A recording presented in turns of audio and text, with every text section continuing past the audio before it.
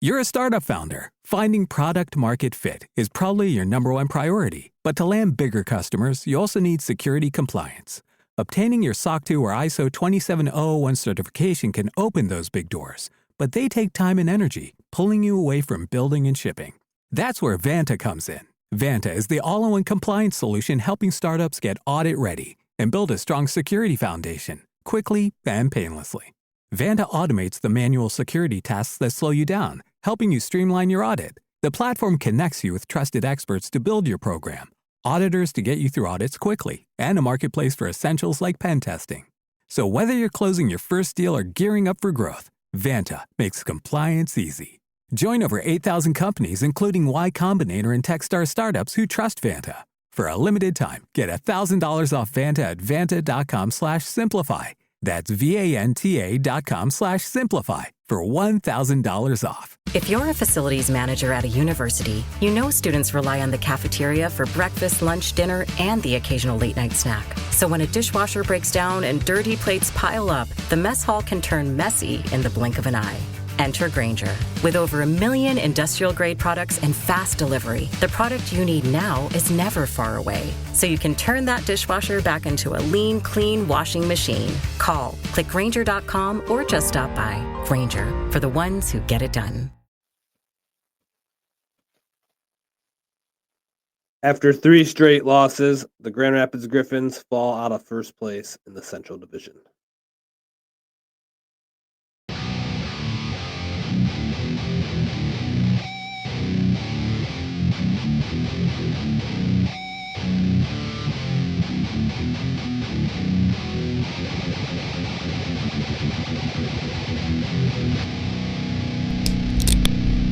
Welcome to the Griffins Pipeline Podcast. Welcome to the Griffins Pipeline Podcast. We are brought to you by the Hockey Podcast Network and sponsored by Draftkings. I'm your host, Connor, and I'm here with my co-host, Kyle. How's everyone doing today? Yeah, hi everyone. Here to give you 2 game reviews about the losses against the Manitoba Moose. Pretty unfortunate weekend. But first, gotta let you guys know, we are not experts. We are just fans. We like to share our opinion and how the season is going for the Grand Rapids Griffins. So if you like to follow along, stay tuned and check us out. We have a giveaway coming up, Connor, if you want to go into that. Yeah, we are giving away a Marco Casper signed poster.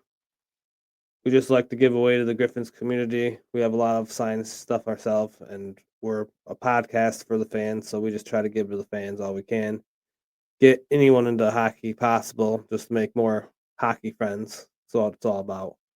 So to get involved in this and to get this poster and get entered in this drawing, what you need to do is first you need to go to our Facebook, Twitter, or Reddit, and you can do it on all of them, and you'll get 3 entries, 1 for each. You can go to our profile, and then if you go to our highlighted section, our featured area, it should be pinned, and then you can comment your favorite player and repost it. Repost the post and comment your favorite player, and yeah, you'll be entered in the drawing, and we'll get a lucky winner, and we always throw some extra stuff in the bag. Sometimes we give away a couple other things too, to just people who liked and followed it, because we just like to give stuff away. But all right, let's get into these games after we talk about the big winter skate thing. Yeah, so the Great Winter Skate is coming up for the Grand Rapids Griffins this coming weekend. Saturday, after the game, we can go to Rosa Park Circle to have a chance to skate with each player for roughly an hour. I believe each player has a certain amount of time they are out on the ice, and they alternate throughout the night. So if you want to skate with someone at 5 in the morning from the Griffins, then you are more than welcome to go down to Rosa Park Circle and skate with someone from the Griffins team at 5 in the morning. It's a great event. Bring your kids, bring your family, bring as many people. Saturday is also that jersey giveaway with the Jurassic Park jersey giveaway. So first couple thousand fans will be wearing those around town that night. Yeah, so definitely come out. It's a good time. You get to see the Griffins players. You get to go out and skate. It's fun. Yeah, I believe it's cold enough to actually have ice this year. So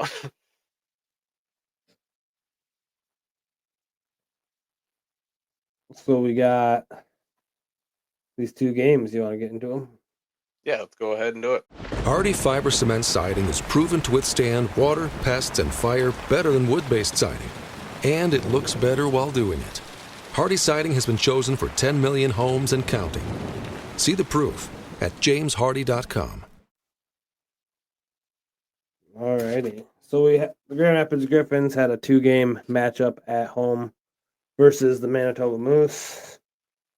The worst team in the division versus the best team in the division.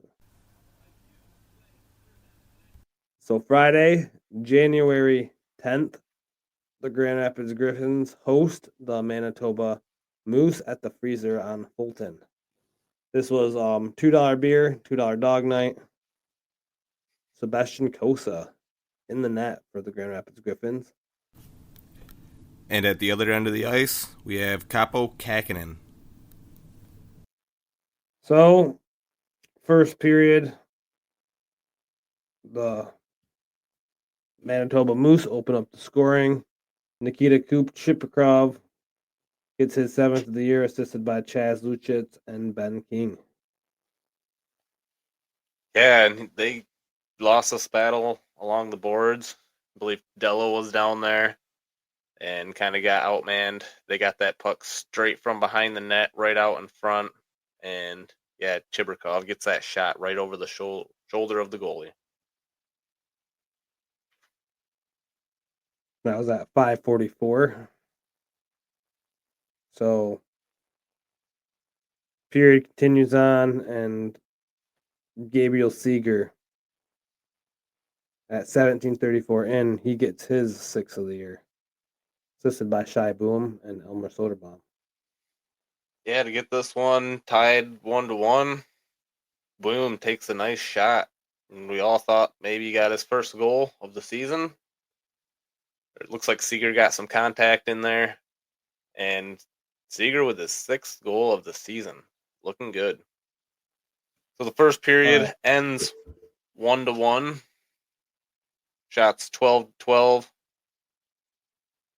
And both teams getting a chance on the power play, but not being able to capitalize.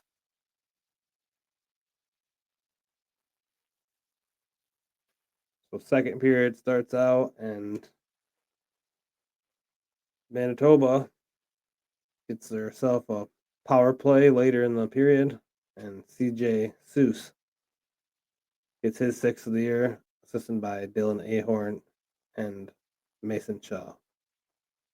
Yeah, good puck movement.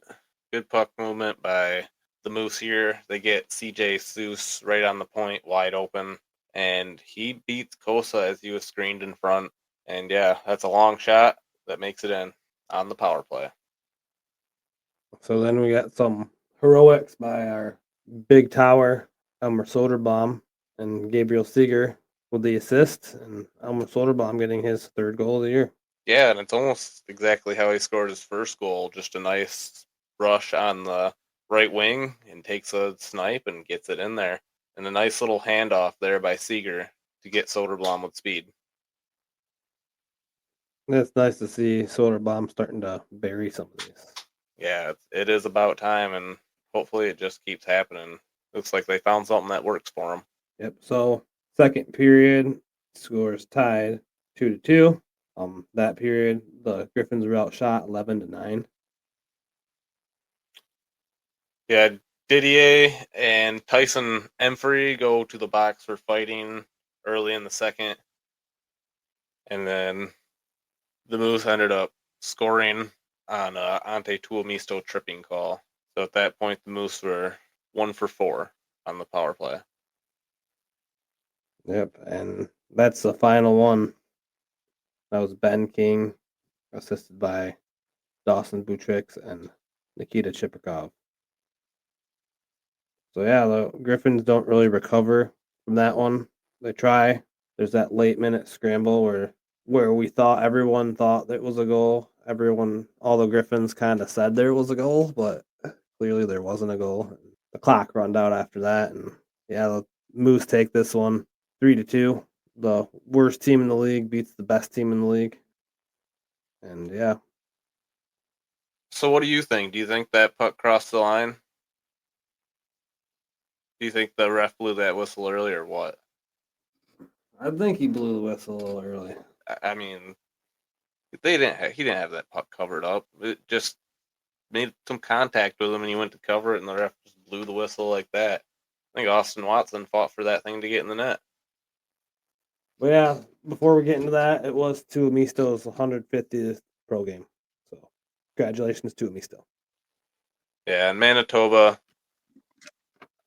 outshoots the Griffins 29-27. They ended up just, blocking a lot of our shots as the game went on. So we can get into that second game now. Playoffs? We're talking about playoffs? You bet we are.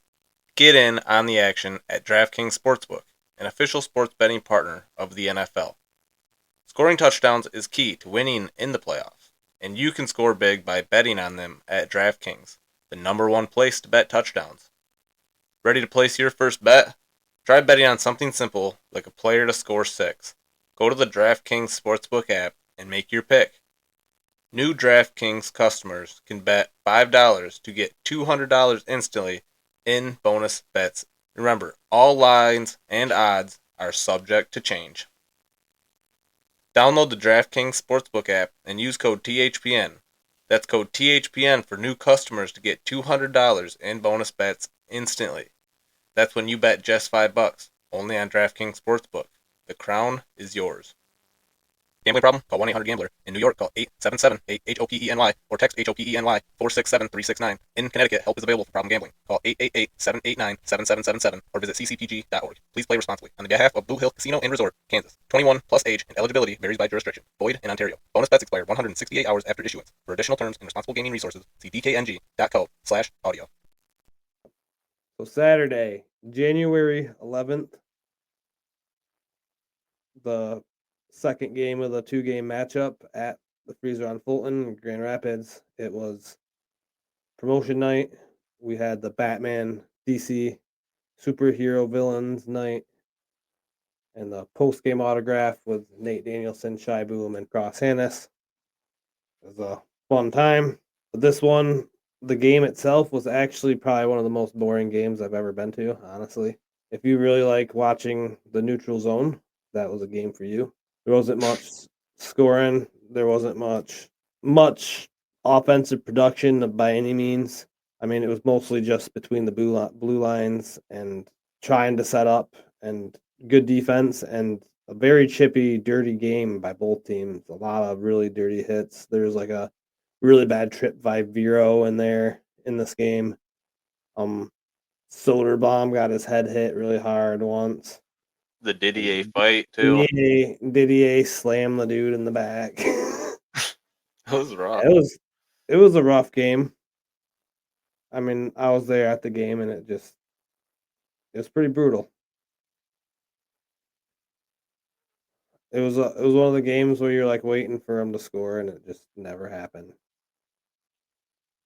Yeah, and I mean, big props to Jack Campbell in this one, as he was our starter here. Really held out. I mean, there's not a whole lot of shots by the Moose, as it was like a really defensive game for us early, and kind of it was just slow for him, and then stayed in it all the way till the end. Till finally in the third period, Nikita Chibrikov scores a goal on the power play with 30 seconds left. Yeah, so what happened is Nate Danielson got a trip down in the end. You know, there's literally a minute left, pretty much. Like, game's over. remember I looked over. I was like, yeah, they're gonna score here probably now. If they're not gonna score here, then they're gonna score in overtime. It'll be tough to get out of this one. And then, yep, Cheaperkov comes right in and scores from the point. Pretty much comes right in and gets the pass. During the setup, they're setting it up, and you got the pass right there. Kept it in, shot it right in through traffic, and got all the way through. Manitoba Moose win this one. So they swept us. The worst team sweeps the best team, which isn't a good thing. Sad. Yeah, and that's exactly how these games have played out. We beat them 0-1 October 18th, and October 19th we beat them 1-2. And these games have just been grinded out defensive games where the goalies have shined, and now they are 2-2 on the series. So yeah, you'd think we would have had this one in the bag coming into it, but Manitoba's on a 4-game winning streak now. Yeah, and we play our next 3 games at home, and then we go to their house for the weekend. I believe it's actually a Thursday, Saturday thing, but we'll be in Manitoba, so rematch. That'll be interesting. Yeah, that should pretty much wrap us up after we get into the penalty box. In this segment, we like to end the episode on a fun note, step out of hockey, and put the biggest idiot of the week into the penalty box for a 2-minute minor, 4-minute double minor, or 5-minute major, or game misconduct. Who are you throwing in the box, Kyle?